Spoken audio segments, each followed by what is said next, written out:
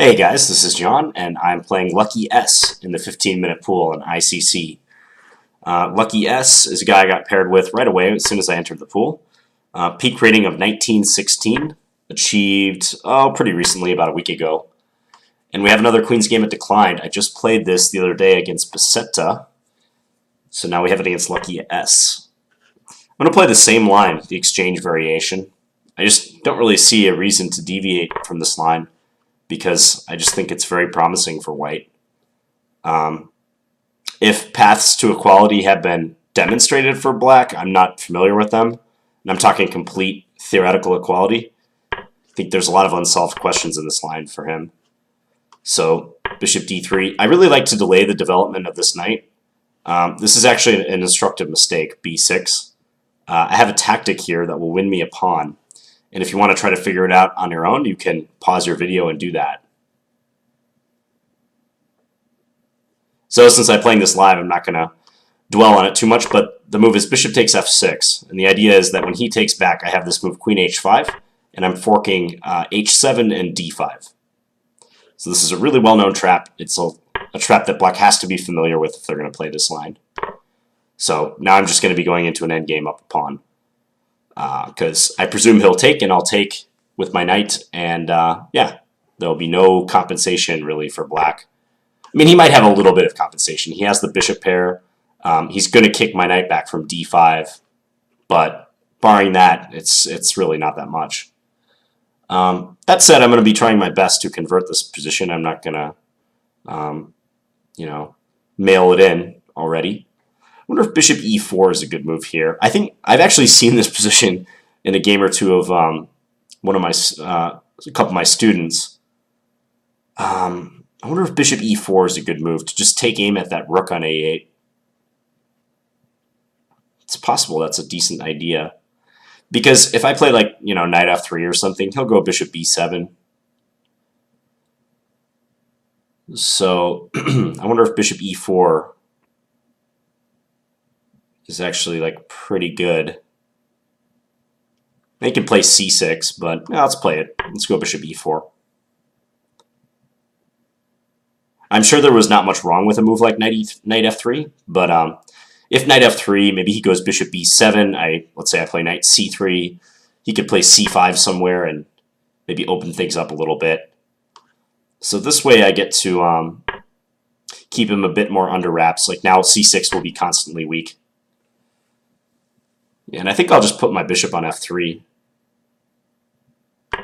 And I'll look to play knight ge2 is what I plan here. Okay, that hangs another pawn as far as I can tell. I can take on c6. Yeah, just hitting the rook. Yeah. Okay. I don't know what the big hurry is. I don't know why he's playing so fast. It's another opponent who has just found himself in a lost position. Just, hasn't even burned a minute on his clock. I think I'll play a3 in this position, just to stop his knight from coming into b4. It's really his only active idea here, so let's do it. And I'll be looking to play knight f3 next, most likely. Bishop g5, that seems like kind of a shot in the dark. I'll play knight f3. He's probably going to put his bishop on h6 and maybe try to go f4. I don't know. I could castle here, very simply. I could keep my king in the center, too. But I think I like just castling. Yeah, let's just castle. Castle short. There might be some argument for keeping the king in the middle, because we are in a queenless position, and when the queens have been traded, you typically have more of a license to keep your king in the center. But yeah, this seems fine. It helps me connect my rooks really fast.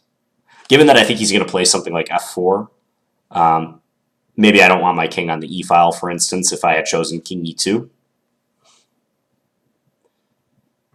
So it's hard to fault black too much for playing b6. I mean, if you play this line, like, he should know that.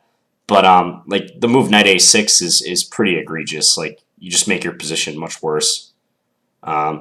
Pitched another pawn for absolutely no reason, and he played that move almost instantly. So b6 was just a trap he was unaware of, should have been aware of, but was not aware of it. So, he's only a little culpable for that. But knight a6, there's no excuse for knight a6 at any level.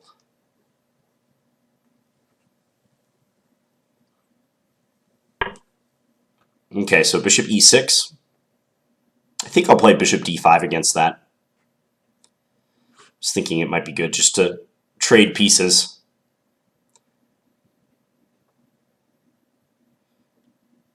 Yeah, and he could play, let's say after bishop d5, bishop takes d5, knight takes d5. He could play a rook to d8. Maybe I'll just go knight b4 in that case. I think this is good just to induce further exchanges. If he actually plays rook fd8, I can play knight e7 followed by knight c6. And that's over immediately.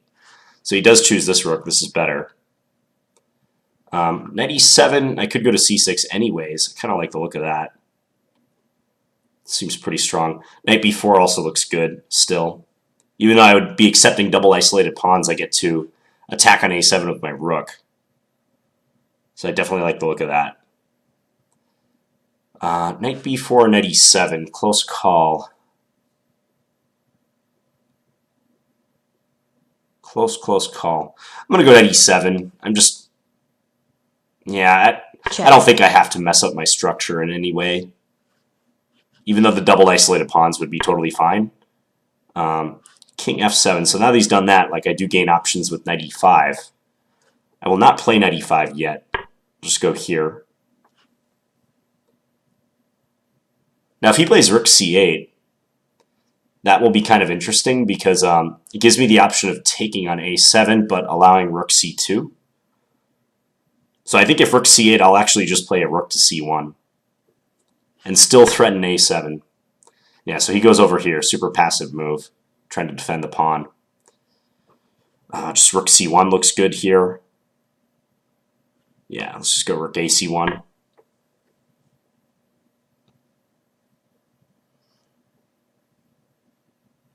I don't know, maybe he'll try to run his king to the center or something. Knight c7, trying to introduce the knight back in the game, would just lose to knight c to e5 with check. So here, if I want, I could try to go for further exchanges, like check and then trade the rooks, but I'd be giving up control of the c file if I do that. So I will not play that move.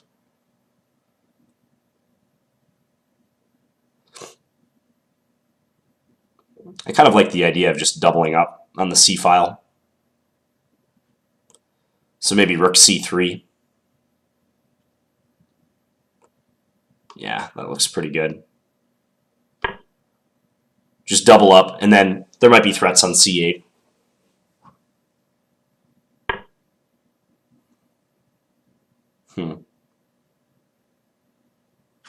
So I could check and then take on c7, but is there any rush to do that? Maybe not. I think I can just double.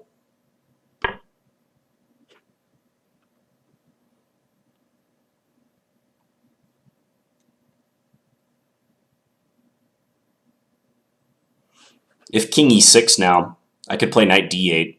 Would be a good way to simplify. Yeah, knight d8, rook takes d8, rook takes c7, knight takes c7, rook takes c7, and I'll be hitting a7 and h7. d5 check is also possible here. And if king takes d5, I have knight b4. Some slightly fancy lines. I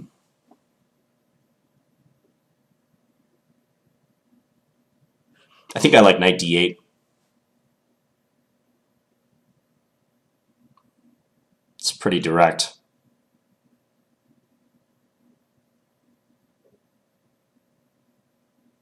Yeah, let's do that one. King d7 might be his best chance, actually. But he chooses this way.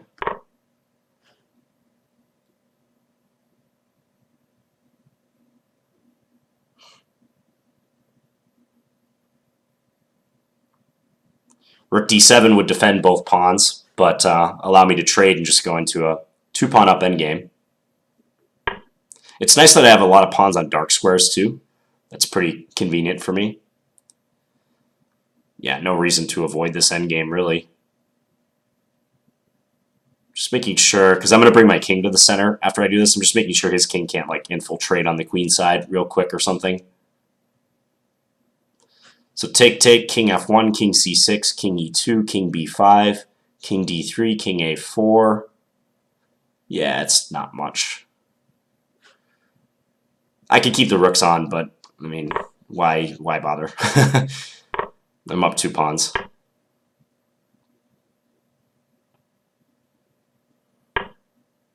So, yeah, king d6. So he's coming up to d5, but his king can only stick around on d5 for so long. It's going to get forced back eventually. I'm going to be able to arrange pawn to e4.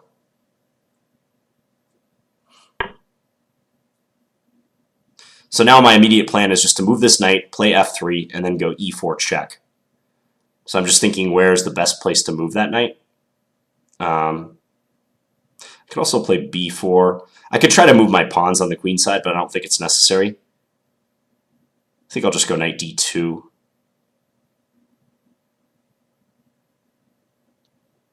Yeah, knight d2 is easy enough.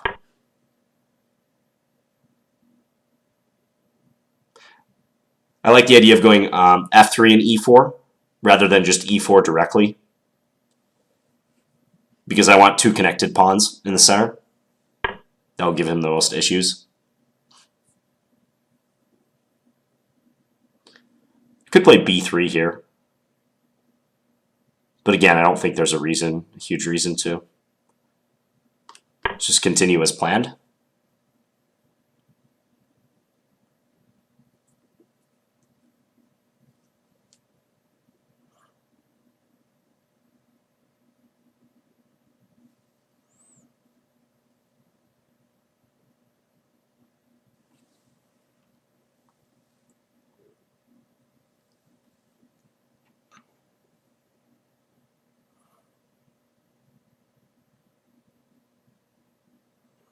Yeah, there's just no defense. I mean, it's pick your poison for black at this point. King back.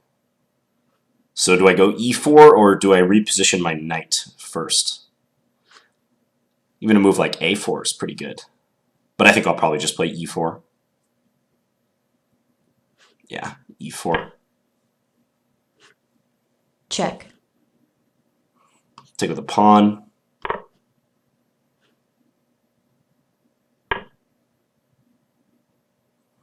So if I go e5 check, he goes king d5. Then I can play knight e4, threatening knight c3 check. That's tempting. He can play b4. I also have knight f6 check whenever I want in that line, though. So that's just good for me. Check. So notice how I'm advancing my pawns on the same color as his bishop. Even though this is a super simplified position, like, you just want to really get in the habit of doing that. Like, e5 check was much stronger than a move like, well, d5 would just be horrible. It would lose my b2 pawn. But I'm not afraid to put my pawns on dark squares just because he has 1 dark square bishop. On the contrary, I want to do that because it restricts that piece even further. So here I'm thinking just knight e4 with lots of threats, like knight c3 check and also knight f6.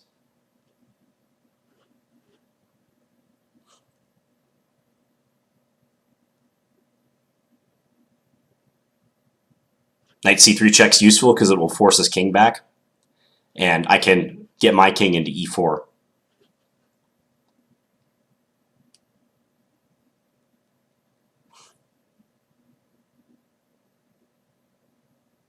A king and a knight are one of the best combos to support 2 connected pawns.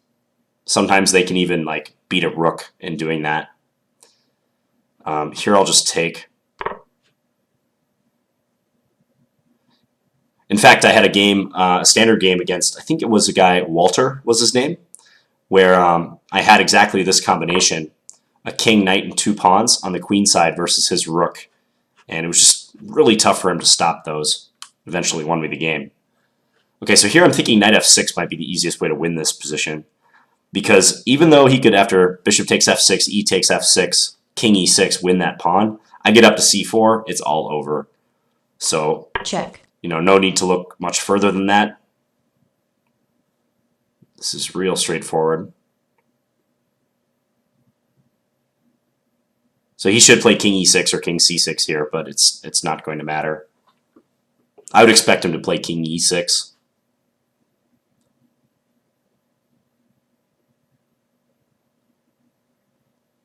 And then I'll have to decide if I want to take on h7 or if I want to play a move like just king e4, for instance. Or even something like g4 is probably good there.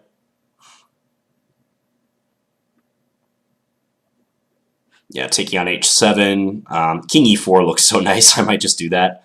G4 also, though. G4 I really like.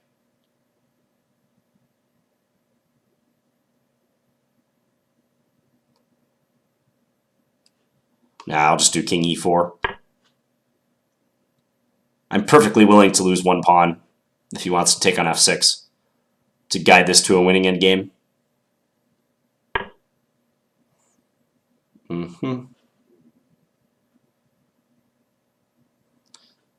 Let's see, knight d5 attacks his pawn here.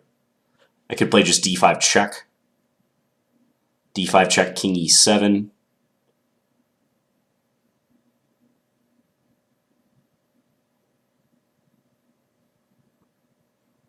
I think I want to get my knight out first, so I'm thinking either b3 or knight d5 here. I mean, d5 check will win too, but d5 check, king e7, d6 check, king e6, mildly annoying. Because if knight d5, he could take on e5. But even there, I have like d7. Looks like it wins. I'm going to play b3. Might as well fix this pawn on a dark square, so I can go attack it with my knight later.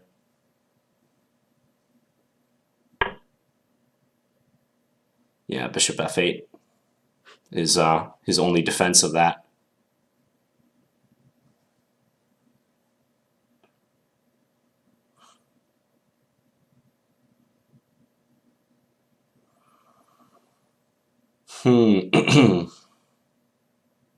So knight d5, h4 is another move I can make to fix his pawn on g6.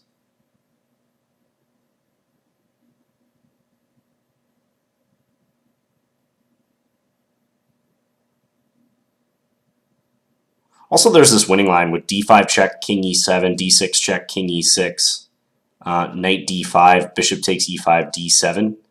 I could just do that. That's been available like for several moves. So, yeah, I mean, I can just play that. Check. I'll just go d5 check.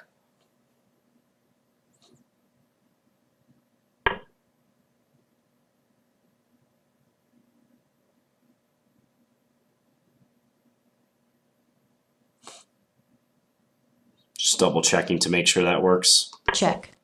Yeah, there's no trouble in this.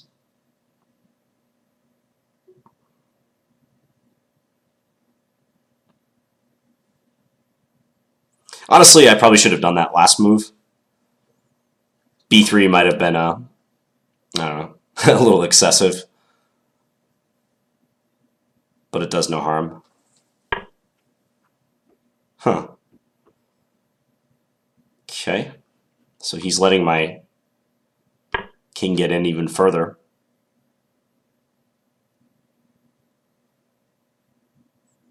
And he resigned. Okay, so after the blunder of the pawn in the opening, black did not help his case at all by blundering another pawn with knight a6. So, yeah, in this position, you just can't play b6. You can play h6, bishop h4, and then b6, but I wouldn't recommend this setup. And here, like, the same trick wouldn't work because you'd only be attacking d5 and not h7. But still, I kind of think black shouldn't really play h6 in these QGD exchange positions because it weakens his kingside. So yeah, b6. Now you guys will know. If you've watched this video, you have no excuse not to know this for white or black. But yeah, bishop takes f6, bishop takes f6, queen h5, wins a pawn. So I take here, and we get a trade. Drops back to d8. I don't know if bishop e4 is like technically the best move, but it seems nice. Let's see. Oh, knight takes c7. So the engine wants to go for even more material. I didn't see that move. And if bishop takes, now bishop e4, get the rook. I didn't see that. You see, there's always more things you can improve on. Yeah, I mean, bishop e4 looks objectively slightly weaker. Knight takes c7. I don't know if I'd want to dabble in this, though. Even though this is also probably good for white. Yeah, it just seems kind of messy. I wonder if I would play knight takes c7 even knowing that the computer likes it. It might not be that messy, that position. Bishop takes g2, f3. Take, king e2. Yeah, because this bishop is hard to get out as well. Well, at any rate, bishop e4, and he played c6, knight c3. Yeah, and he should play bishop b7 or something, but just pitch the second pawn. Turn off the engine. Yeah, and there's not that much to see, really, after this. He has no compensation for the two pawns, so I'm just looking to simplify, not get into anything complex. As I mentioned, if he played rook fd8, I would have this nice check, check and then a fork on c6. Loses an exchange. So, yeah, here check. and then check. Bring the knight to c6. Yeah, now rook c3. I think this is the easiest way to do it. Just double up the rooks. You know, I thought after knight d8 he would at least stop to consider the move king d7, because that is probably his best chance. Well, I don't know. It might. That also is probably losing pretty easily, but I don't know. I would at least consider it for maybe 10 seconds if I were in his shoes, because as played, it's just a real dismal and completely lost endgame. I guess if king d7, I do have rook takes c7, knight takes c7, and then even something like just knight f7 is good. Yeah, knight f7 seems fine. Just attack the bishop. But at least there's like one more pair of pieces on the board, and I can't exchange the rook so easily. Is there something else that's good? Maybe check here is good too. King takes d8, rook takes d8, knight takes d8, knight f7. Check. Go take this, but although my knight is kind of strangely placed in this line, let's just see if the computer thinks king d7's a better chance for him. No. This is also bad for him check. somehow. Still, I think I would prefer this line to what happened in the game.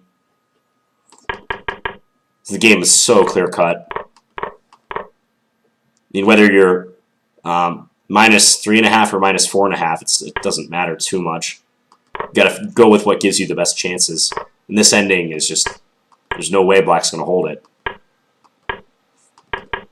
And here also, I think, just time-wise, he should at least think about trying to bring the king over to the queen side. Trying to infiltrate here and get at my b2 pawn. He's got to work with whatever imbalances he has. And right now, the only thing he can point to in his position and say, I have this going and you don't, white, is the fact that his king is more centralized and able to make it over to the queen side faster. That's the only thing. Otherwise, he's just worse in every category. He does have a bishop versus knight with pawns on both sides of the board, but his bishop is so restricted that that has no bearing on the position. So, yeah, I mean, for me, I would try king c6. Even if you're still going to go to d5, like, why not go to c6? I mean, by going to d6, he telegraphed exactly what he was going to do, put his king on d5. But once we get the kings up here, it's just a matter of time. I'm going to slowly push him back. No rush from white, just arranging my pawns how I want them. Check. Not being afraid to advance the pawns on the same color as his bishop, as I said. Check. Yeah, and I probably could have gone for the pawn on h7.